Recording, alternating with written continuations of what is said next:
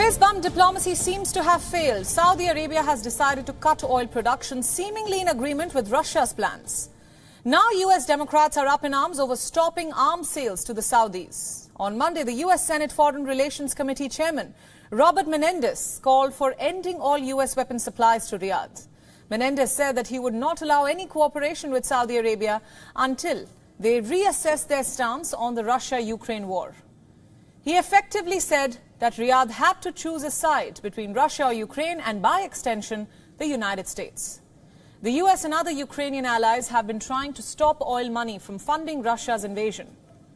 Saudi Arabia's move to limit oil production will make oil more expensive and therefore help fill Russia's war chest. Menendez joins a growing list of American lawmakers who have hit out at Riyadh after last week's oil cut announcement. Senator Richard Blumenthal and Member of Congress Ro Khanna suggested similar action against Saudi Arabia in a publication. They said that Riyadh's decision to cut oil was directed against the United States. But Washington could hit back by stopping weapon supplies. So if the US does stop cooperating with Saudi Arabia, how far will they go? Not all the way, apparently. Menendez said that he was willing to make exceptions and that he was against an outright ban on all support. He said he would block arms sales beyond what is absolutely necessary to defend US personnel and interests. So what exactly constitutes US interest? He didn't give any details. Reports say one of the reasons that the Democrats are furious is because the oil cut comes just before the November midterms. The elections will be tightly fought and could result in the Democrats losing control of the Senate. And the last thing they need is a rise in fuel prices affecting voter preferences. While the US is accusing Saudi of playing oil politics, Riyadh has denied these charges. A Saudi official refuted the US allegations during an interview on Friday. Saudi claims that its moves are not a slight to the US, but in fact relations have been chilly between the Biden administration and Riyadh. Reports say Washington has been attempting to convince OPEC to keep oil production stable for months. But the tensions sparked by Biden's promise to make Saudi Arabia into a pariah have not gone away. Even his recent trip to Saudi Arabia, where he fist-bumped the Crown Prince Mohammed bin Salman, failed to secure an oil deal. After months of trying the carrot approach, it seems that Washington is now eyeing the stick. In front-line and fence-line communities. Now, to explore this subject further, let me introduce my guests in this broadcast. We have with us Lester Munson from Washington, D.C. He is a political analyst who has consulted with various governments from around the world. And also joining me is Ahmed Ali Ibrahim from Riyadh. He is a U.S.-Saudi relations expert. I welcome both of you to Beyond World is One. Thank you. Thank you for having me. Lester, let's start with you. What do you make of the U.S. Senator's strong remarks, clearly asking Saudi Arabia to pick a side? Well, I think Senator Menendez, it's important to note, Senator Menendez is a strong ally of President Biden, and he's seeking in this move to give President Biden the latitude to reset the U.S. relationship with Saudi Arabia by kind of throwing the onus on Saudi Arabia. He is also giving an opportunity to the White House to maneuver and to make corrections in the relationship and reset things so they are more advantageous to the United States. There's no doubt that this announcement of a decrease in production was very harmful to the White House. I think they were surprised by it. Frankly, they should not have been. They've been mismanaging this relationship for the last year and a half or so. So a lot of this is on the White House. But Senator Menendez is trying to do a favor to the president, taking action out of his hands a little bit and giving him the opportunity to reset things so it will be more beneficial to the White House and to the United States. Right. Ahmed, I want to take the same question from you, get your perspective. We saw the fist-bump diplomacy between the U.S. President and MBS earlier in the year. How will the U.S. Senator's recent remark affect the same? Well, in Saudi Arabia, usually when we receive a guest and especially a great ally, we like to shake hands, but it's a fist bump. Again, the relationship between this administration and Saudi Arabia went to the downstream. It's an extension of the Obama era.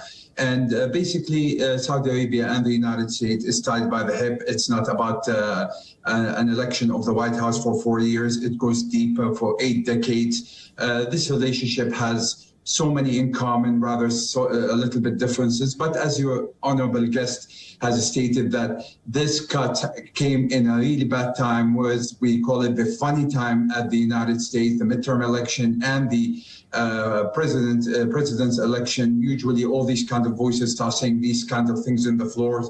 I think this is, for a consumption within the party. The Democrats are divided, and this is absolutely nonsense. The relationship is much stronger and much greater, and Saudi Arabia is always committed. Saudi Arabia's decision with the 23 countries, OPEC and OPEC Plus, came in a unanimous decision to cut these kind of cut 2 million barrels, but it came on the election of the midterm election. And usually OPEC and OPEC Plus, especially Saudi Arabia, does not play any internal politics in any other countries, especially the United States. Right. That's a very interesting point that you've raised there. Lester, coming back to you now, Washington says that it could hit back by stopping weapons supplies to the Saudis. I'm quoting, beyond what is absolutely necessary to defend U.S. personnel and U.S. interests.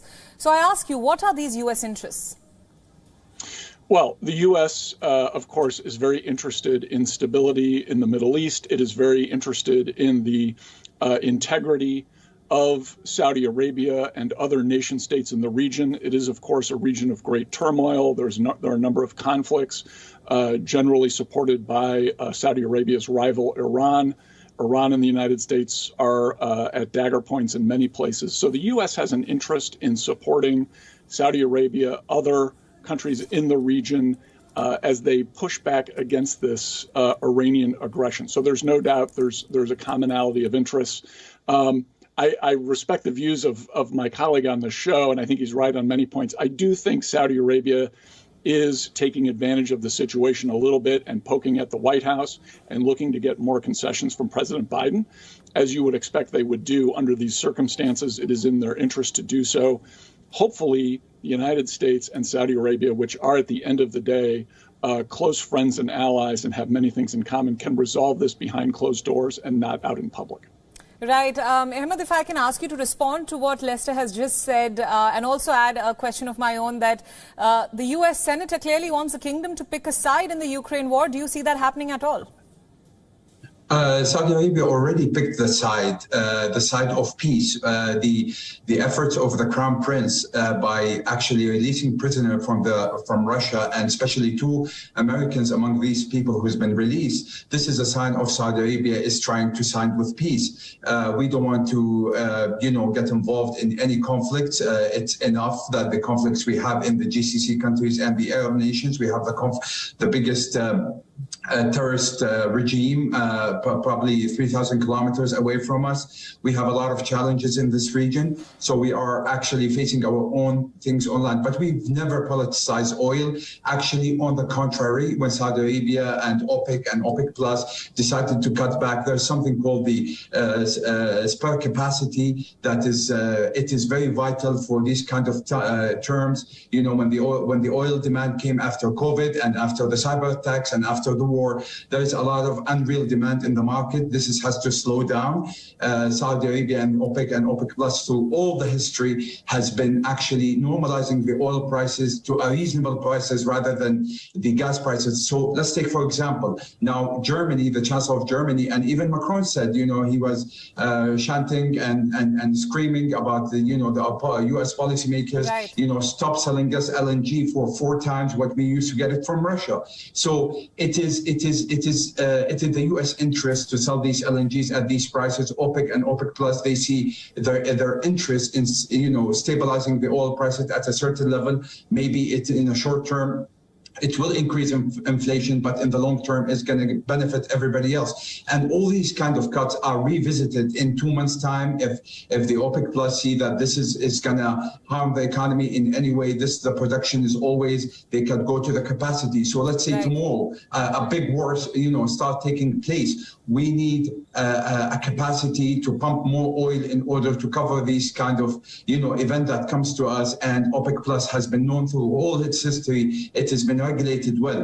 Other than that, if you leave the cartel, everybody leaves, everybody selling oil, you're going to see prices of oil at 300 barrel. And let's not forget what happened in last April when Saudi Arabia flooded the market with oil, when Russia did not actually come to a sense of, restricting themselves to the quotas of OPEC and OPEC plus. So it plays both ways. So actually, it is good for stabilizing the market. I don't think there's any political agenda happened, but it is unlikely that this all happened within.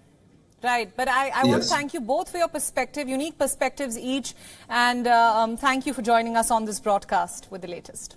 Thank you. WION World is One is now available in your country. Download the app now and get all the news updates on the move.